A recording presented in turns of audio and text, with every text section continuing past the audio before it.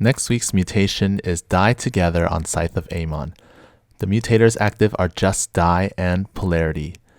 This short will be longer than the usual ones because there's a lot to cover. First of all, the slivers have polarity, so you want to determine who's responsible for which sliver as soon as possible. In general, snipe commanders will do better than front door commanders. The snipe commanders are the ones in the left column and the front door commanders are the ones in the right. Ideally, you want to use 2 snipe commanders because snipe strategies are easier to pull off.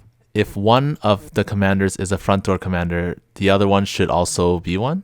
If you're in a random queue, then that's not really going to work, but if you're with a friend, then you should keep this in mind.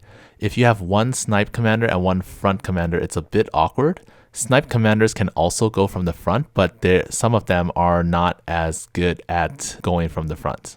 So for the snipe commanders, Artanis uses Solar Bombardment, Dehaka uses Creeper Host, Swann uses his drill. You can see my guide on how to do this. Karax uses an Observer plus Spear of Adun. Zagara uses Scourge. Vorzun uses Time Stop, right-click the shard with all the Shadow Guards. Manx has many options.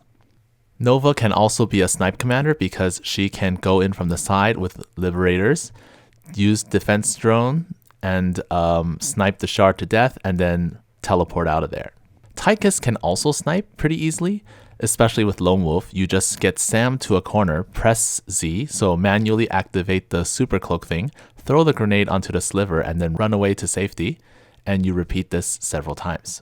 Stepman can kind of snipe. You use Green Zone plus Overcharge plus Corruptors. You don't need links, but you can have them there as well.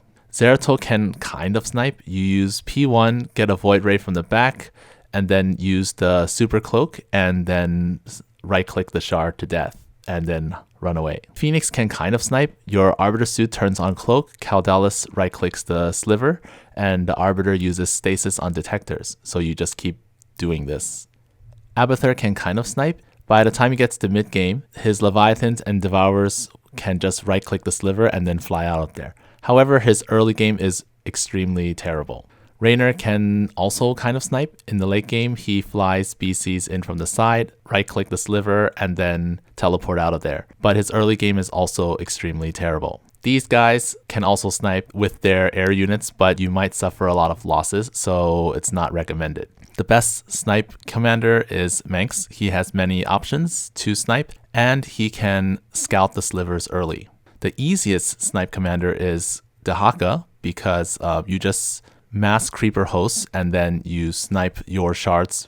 All of them except the top left one can be sniped from the natural. If there's one in the top left, you just clear the path using your creeper host plus ally assistance, then park in the area below the ramp and then do the same thing to the last one.